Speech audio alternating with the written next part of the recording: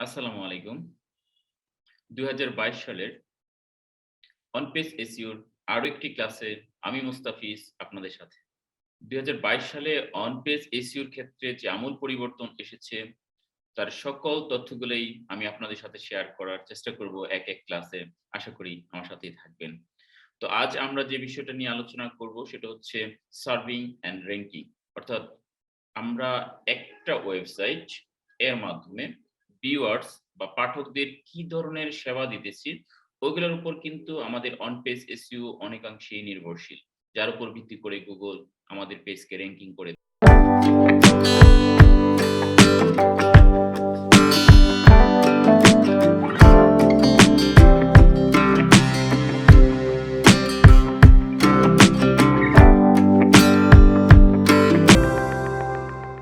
তো চলুন আমরা স্লাইডে দেখে আসি বিষয়গুলা।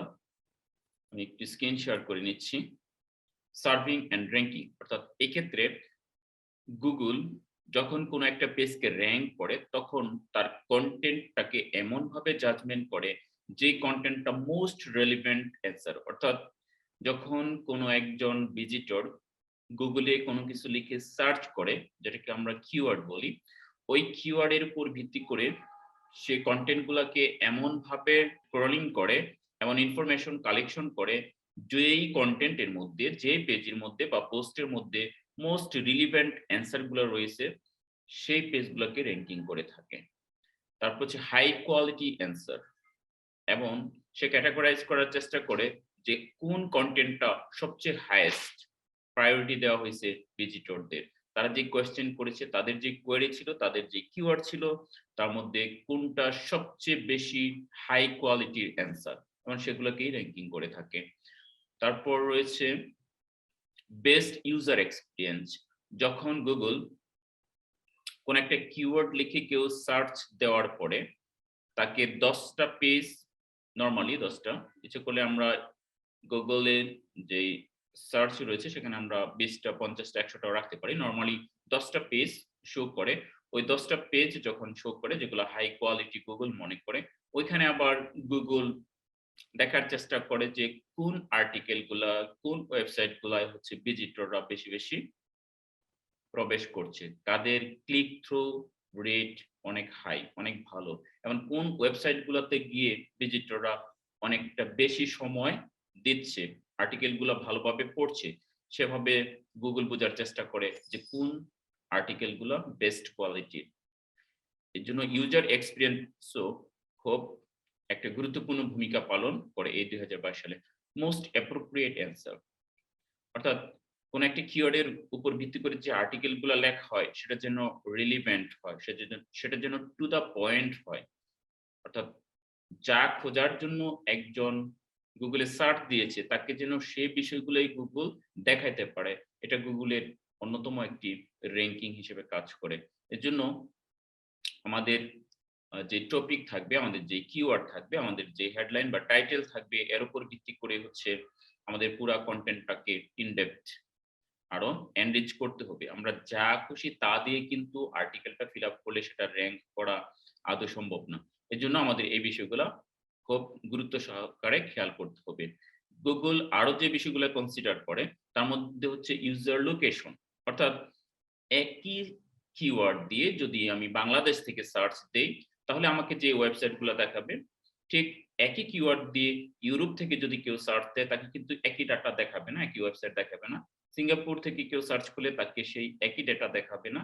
অস্ট্রেলিয়া থেকে করলেও সেই একই রকম দেখাবে না। ইউএসএ থেকে করলেও একই রকম ডাটা দেখাবে না। অর্থাৎ লোকেশন অনুযায়ী Google প্রত্যেককে আলাদা ডাটা দেখানোর চেষ্টা করবে।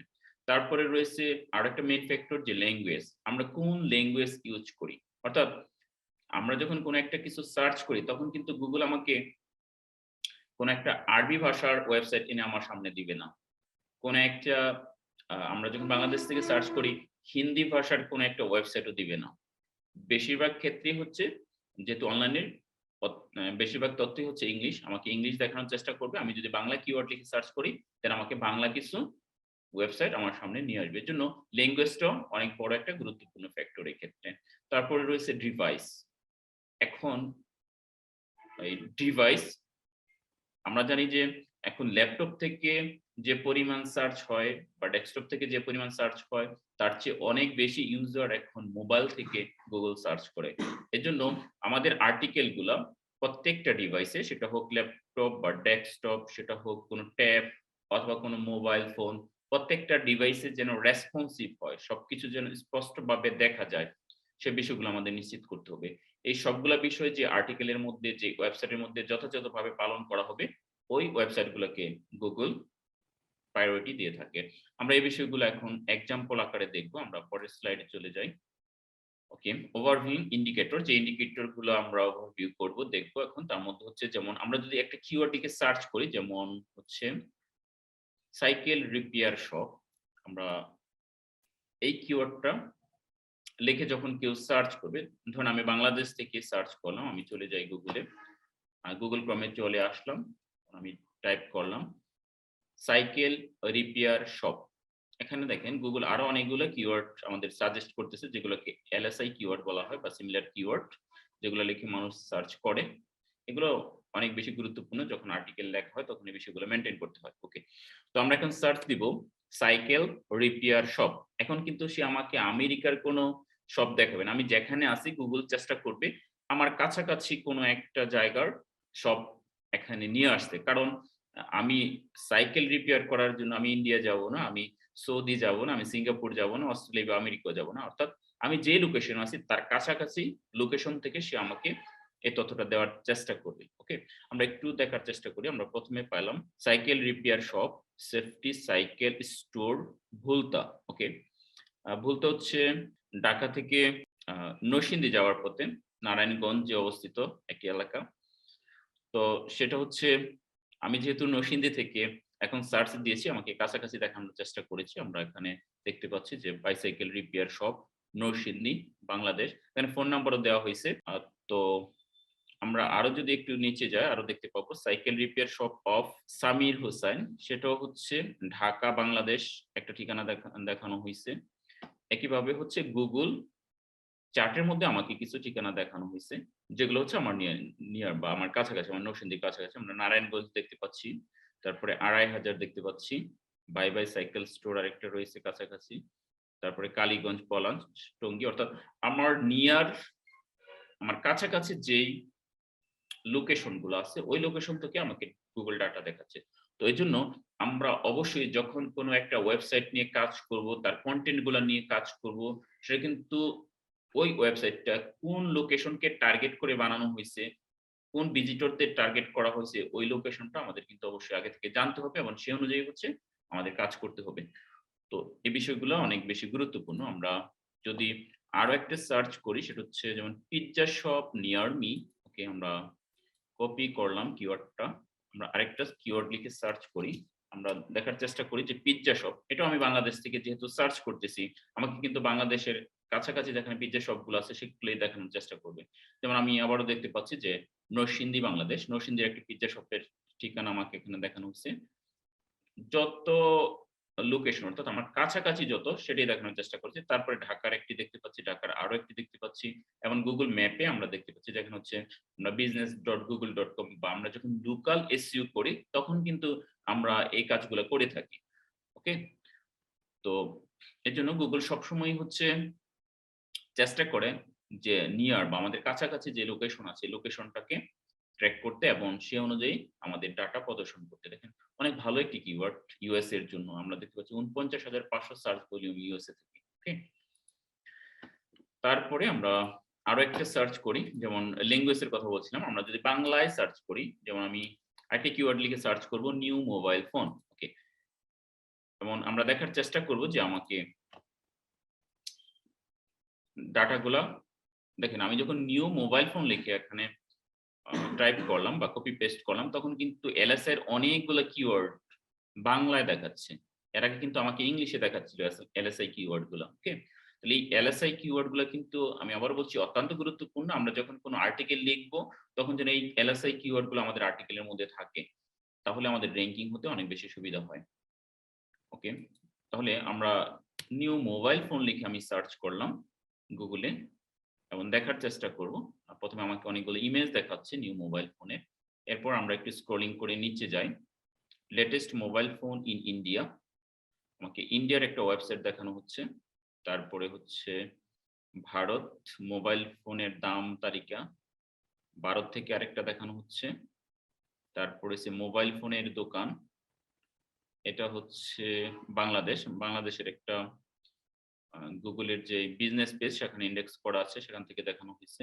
ঢাকা বাংলাদেশের আরেকটা লোকেশন আমাদের দেখানো হচ্ছে, মোবাইল ফোন কম দামে ভালো কিনুন 2021। দারাজ দেখানো হচ্ছে, যেহেতু দারাজ বাংলাদেশে সেল করে থাকে পণ্যগুলা। তো এভাবে হচ্ছে তারা গুগল যেটা চেষ্টা করে আমাদের রিলিভেন্ট, অর্থাৎ যেটা আমার উপকারে আসবে। সে কিন্তু এখন আমাকে আমেরিকার কোনো শপে নিয়ে যায় নাই যে আমি ওই ওয়েবসাইট গুলো দেখাচ্ছি কেনার জন্য। এজন্য এই বিষয়গুলো অত্যন্ত গুরুত্বপূর্ণ। বিশেষ করে হচ্ছে যে লোকেশন, ল্যাঙ্গুয়েজ, তারপরে হচ্ছে আমাদের যেই কিওয়ার্ড, তার উপর ভিত্তি করে গুগল হচ্ছে আমাদের ডাটাগুলো প্রদর্শন করে থাকে। এজন্য আমাদের এই বিষয়গুলো অনেক ভালোভাবে জানতে হবে। আরেকটা বিষয় আমরা অবশ্যই জেনে রাখবো, সেটা হচ্ছে যে Google does not accept payment to rank pages higher, and ranking is done programmatically. ওকে? তো এখানে গুগল যেটা বলছে যে গুগল এই র‍্যাংকিং করার জন্য আমরা যে দেখছি বিভিন্ন পেজকে গুগল কি করেছে? র‍্যাংকিং করেছে। এর জন্য কিন্তু গুগল কোনো টাকা নেয় না। ওকে?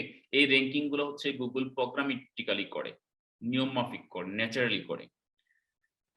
আর মূলত টাকা যেটার জন্য নেয় সেটা হচ্ছে অ্যাড, যেগুলো আমরা উপরে অ্যাড লেখা থাকবে ওইরকম দেখতে পাবো। বাট এই র‍্যাংকিং গুলা করার জন্য এগুলো কিন্তু ন্যাচারাল, যার বেশিরভাগই নির্ভর করে হচ্ছে কনটেন্টের উপর এবং অন পেজ এসইওর উপর। পরবর্তীতে হচ্ছে অফ পেজ এসইওর উপর। এজন্য আমাদের অন পেজ এসইও যেন অনেক ভালো হয় সেদিকে আমরা অবশ্যই খেয়াল করব, দৃষ্টি রাখবো। তো সবাইকে আবারও ধন্যবাদ জানিয়ে আমরা আজকের এই ছোট ক্লাস থেকে বিদায় নিচ্ছি।